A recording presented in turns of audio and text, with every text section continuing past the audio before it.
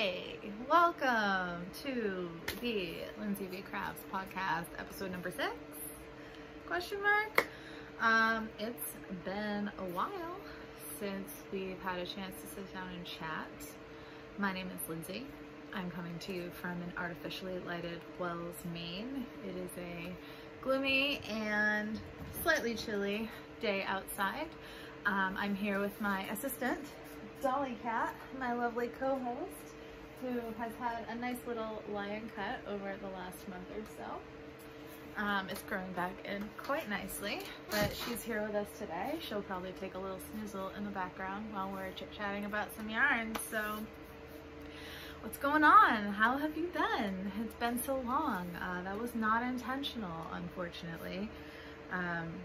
After the holidays, things happened.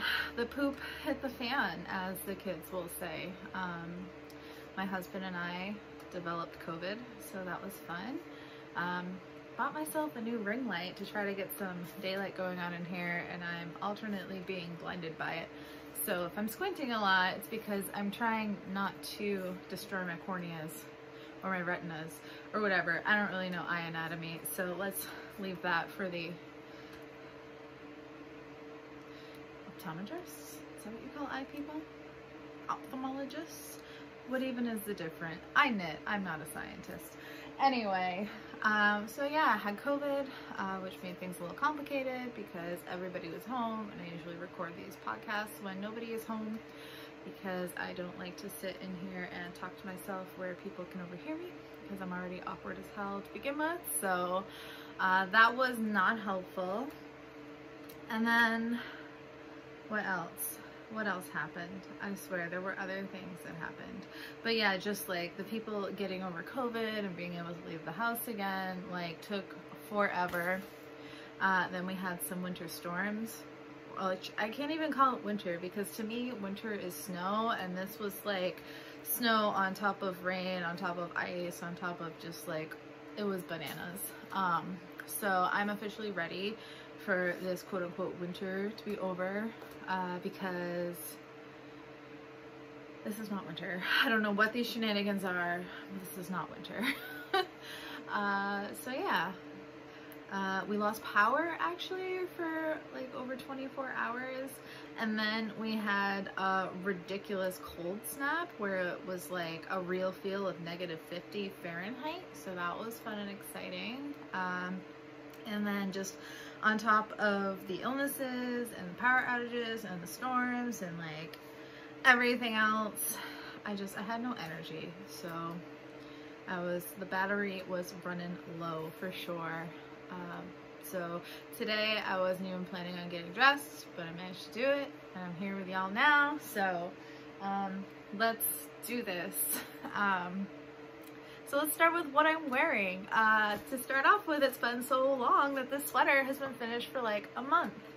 Last time I talked to you, I think that I just had like a sleeve or two to go, and now it's all done. So the setup that I'm using here in my bedroom, I have like a foot of space between me and the camera. So I will insert some pictures here of different angles of this finished object, rather than awkwardly get up and try to give you a show. So that will be up here somewhere.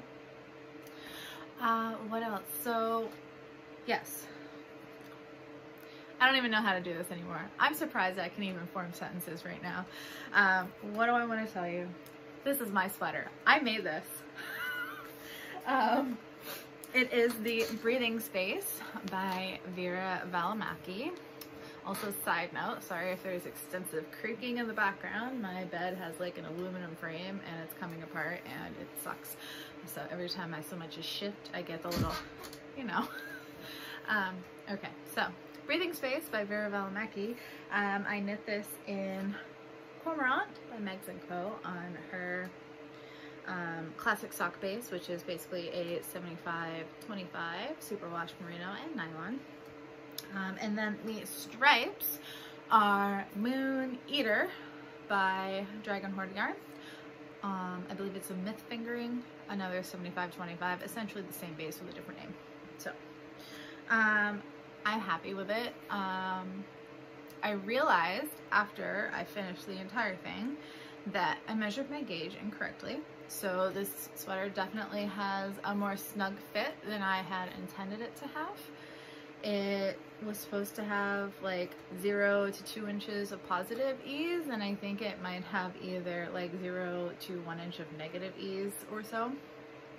So it's not terrible, but it's not like what I was shooting for. So because the primary section is knit in short rows, which back and forth, so that would be knit flat, that's what you should take your gauge off of, not of the in the round section.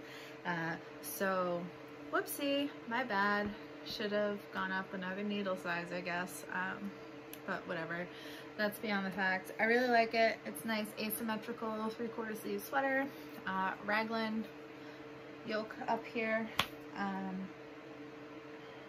Yeah, I don't know what else to say other than like being a little bit tighter than I would like it, mostly in the arm area. It's everything I wanted it to be.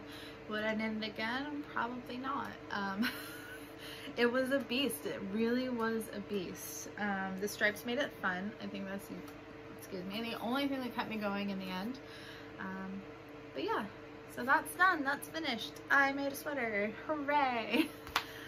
So as far as 2023, I finished a few things.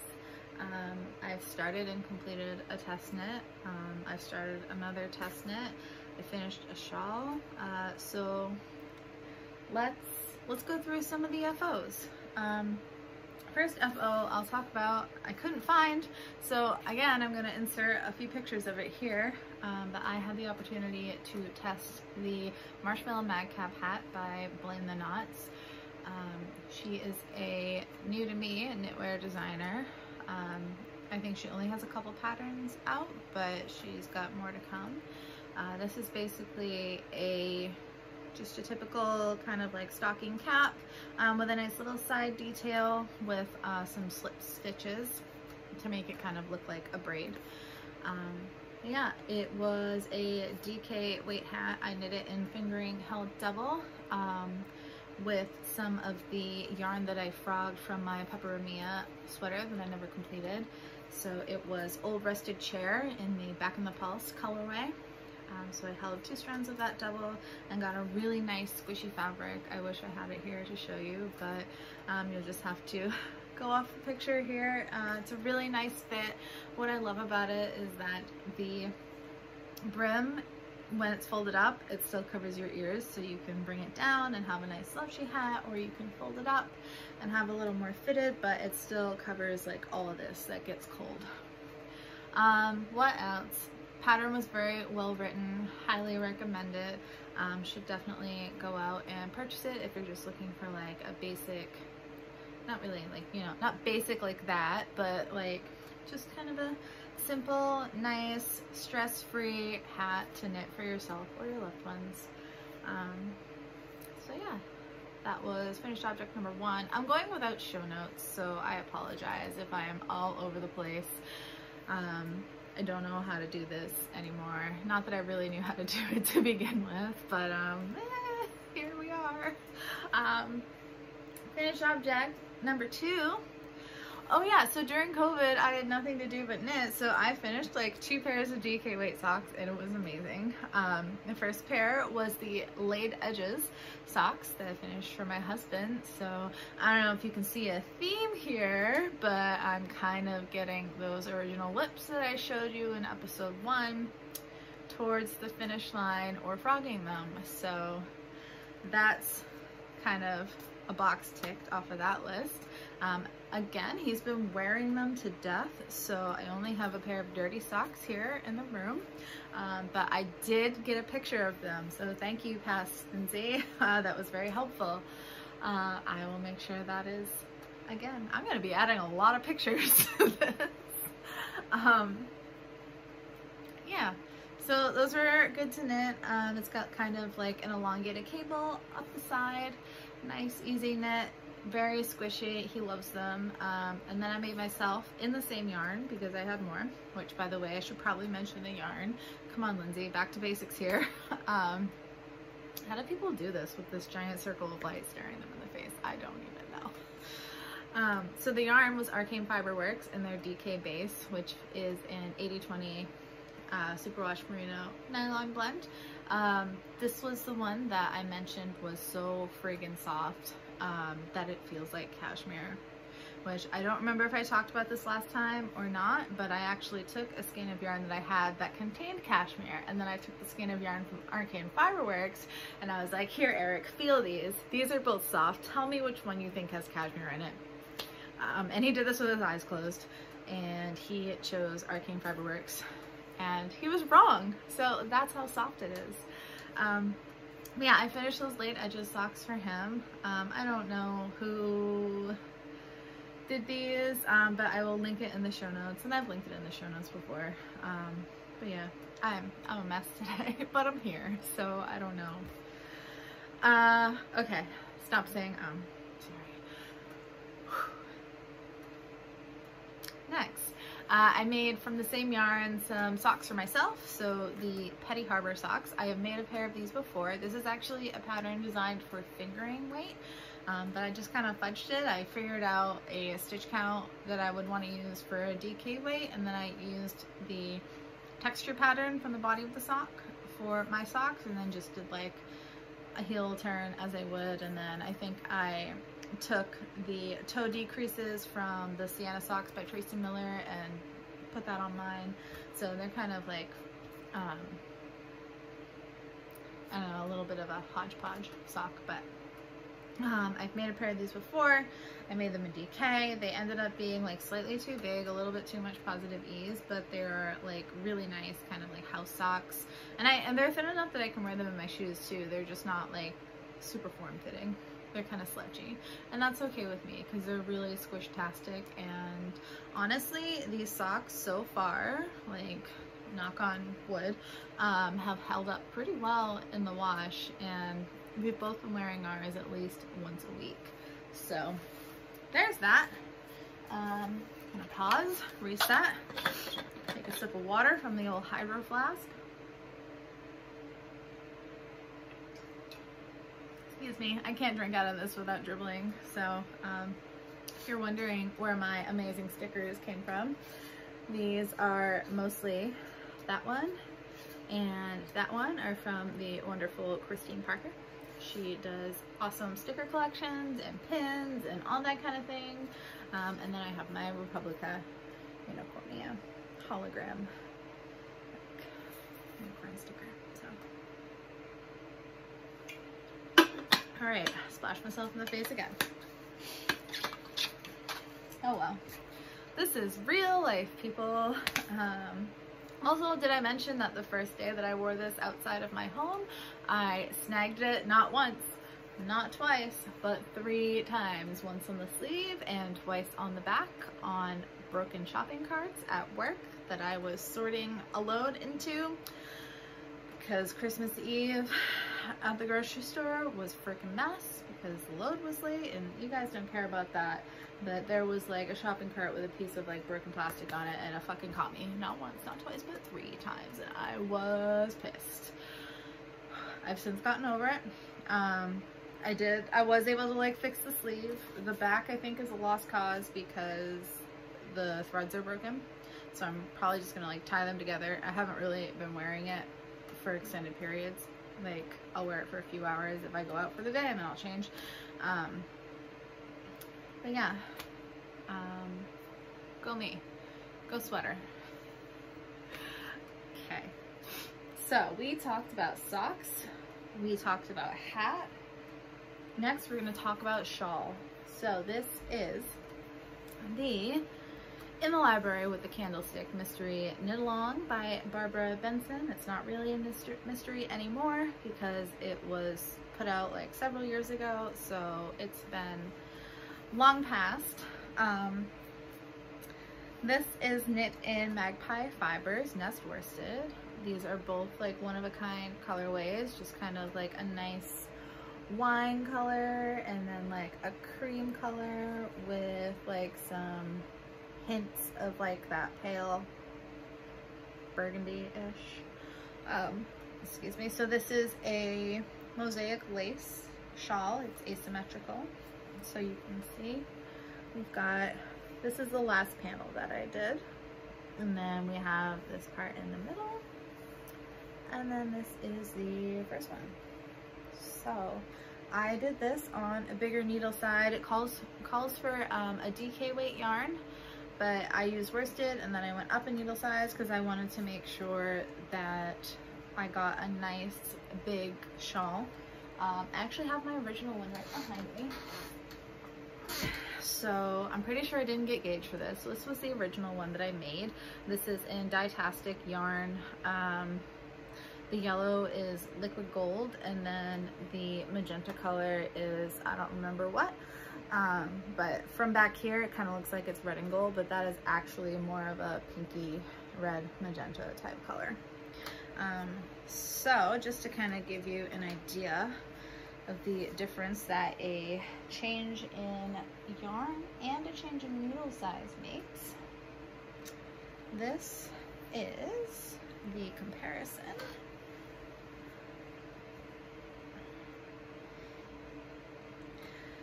So it's funny, but because I ended up with essentially the same length, so like my wingspan, but if you see, I have quite a difference in depth. Man, what would happen if I wore them both together? It actually doesn't look too bad. Huh. So yeah. They're very wearable. They've got that nice like little asymmetrical triangle that I like. I'm not really a huge fan of like just a V coming down. I like it kind of side swept, give it a little pizzazz. So this has not yet been blocked or like even woven in ends or anything. But I don't really expect it to grow much because it's a non-superwash base, and non-superwash tends to hold its shape much more than superwash, which is what this is. So yeah, that's another off of that list that I started in 2022. So we are cruising. Okay, let's move on to whips. Like I mentioned before, I started a new test. So not a test knit, but a test crochet, because I decided to do a little bit of crochet. This is the Miss Patty Cowl by Different View Designs. And this is actually made to be worn with another cowl, which she also has in testing. So it's like a smaller, tighter fitting one, and then a larger, longer one. So I am actually almost done. I can show you where it starts. So I started along this line, and then we have this nice textured section here, a little more slip stitch, and then this lovely cluster stitch here. And I don't know about you, but I am just digging these colors. So again, this is another DK design, but I dug 2 skeins of yarn out of my stash. So one is Serpentine by Bumble on Sparkle Sock, which I don't think she carries that base anymore, unfortunately. And then the other was called Bonny by Frosted Stitch Supply. I think this is a local to me dyer, local-ish, but they don't really dye a whole lot. They do have an Etsy shop, which I will link below, but I couldn't find like an Instagram or anything, so I'm not sure how active they are. But they both happen to have the same shade of green in them, which made them meld together. So Bonny was like a multicolored with like some, here I can show you the skeins, like some reds and golds and like lighter colors. Green mostly, and then this is the Sparkle Sock Serpentine, so it's like a sagey type green, but it's also got like those nice coppery, almost rusty colors in them. So yeah, these together make a wonderful pair. I'm actually almost done. So once you complete it flat, you then like seam it up the back and then give it a nice little collar. So that's where I'm at. Let me tell you though, these slip stitch edging parts take me forever. It's like through the back loop, so it gets really tight unless I consciously make an effort to make it loose, which I'm not sure if that's a good thing or not, but that's what I've been doing. And it just takes me a lifetime to go around and around. So I really enjoyed making this, other than those sections, because I'm just not good at them, but that has nothing to do with the pattern or the designer. So here we have it. I'm hoping that when I block it, I can get a little like more looseness into it, like a little more length and width. I'm hoping it'll block out a little bit bigger, because it does feel quite snug around my neck. But yeah, honestly it's pretty stylish, I think. I like the bulk here. I like how that looks, where it kind of folds into itself. And the collar here is going to be several more rows, so I'm sure if I want to, I can just kind of snuggle into it. But yeah, I also like that it's a lot less fuss than a shawl, where you don't have to try to arrange it. You just kind of slip it on and off you go. So that is the Miss Patty Cowl. This is supposed to be released in March, so once it is done testing, it'll probably take me until March to get through these slip stitch rounds, but I'm happy with it. I'm really excited. I think it's going to be a great pattern, and I can't wait for it to go out into the world so you all can make it too. Okay, next whip. So the next whips are also new cast-ons. I've started like 3 new things since we last chatted. I've been trying not to go too hog wild because I know I still have quite a few things to get finished, but I started 2 garments. So the first one is something that I have also made before, called the Maema cardigan by Tip and Pin, or Megan Nodecker. I'm not sure which it is, but this is in my Purl Soho linen quill. So this is like I'm not sure if it's merino or just some sort of random wool, but it's a blend of like linen and wool and alpaca. And it's got that nice little heathered effect. I don't remember what this colorway is called. I will put it in the show notes. It's super soft. I wasn't sure if it would be because of the linen, but it actually feels really nice. So this is just kind of a basic oversized cardigan, open front, no buttons or anything. But the back has this nice honeycomb brioche stitch. Man, I feel like this light really helps to see things. So I'm not sure how well you can see that texture because of the kind of heathered effect, but it's nice, it's squishy. The cardigan has like kind of open loose sleeves, but I'm planning on making a tighter fitting and all the way down. First time I made this cardigan was also my first time using a large quantity of indie dyed yarn, and the color that I saw on the website didn't really match the color that I got in real life, and that made me sad because I ended up not really liking the cardigan, so I just wear it around the house now. But it's a really good pattern. It's really well fitting. The brioche might look intimidating, but it's actually super easy. Like I tell everyone, if you can follow instructions, then you can pretty much knit whatever you want. And so that is my Maema. And then what I am really excited about, I cast on the All of the Lights cardigan by Hoki Locatelli, which, if you're not familiar, this is a really long cardigan, and it's full of just like cables galore and baubles and lace, and it's got all the things going on. The yarn that I'm using for it is called Midnight Parade, and it's by Megs & Co. This is her DK base, 100% superwash merino, and it is just beautiful. So it's like a really dark, deep navy and teal and some pops of magenta and lavender. So I may have mentioned before that I snagged 3 skeins off of her website, and I was just like waiting and waiting for a restock, and it never happened. So I finally messaged her and asked if she could dye me up like several more skeins because I need a bunch for this cardigan. And she did it, and she's like, it'll be about 2 weeks, and I'm pretty sure I got the notification that it was shipping within 1 week. So it was super fast turnaround, which was awesome. And this is how it's knitting up. Like, just wow. It's coming up a little bit lighter due to the lighting, but you can definitely see all of those colors in there, and you can see like this is the shoulder part, so I'm not really sure how this works. Apparently this cardigan is a little bit of modular knitting, so that's exciting. But I haven't gotten very far. I've just been kind of working at it a little bit at a time. I know this one's going to be a pretty long process, so I'm trying to take my time and just enjoy it. So that is all of the lights. And then finally we have the anthology throw, which I started. I decided I wanted to use some mini skeins that I got from a Halloween countdown calendar from Ash and Bumble. So I just picked a random one, Entangled, and cast it on. And this has been my British Bake Off knitting at night when my husband and I watch that show. So you can see it's knitting around. It's like one of those weird pinhole cast-ons, which was fiddly as F, but we got through it.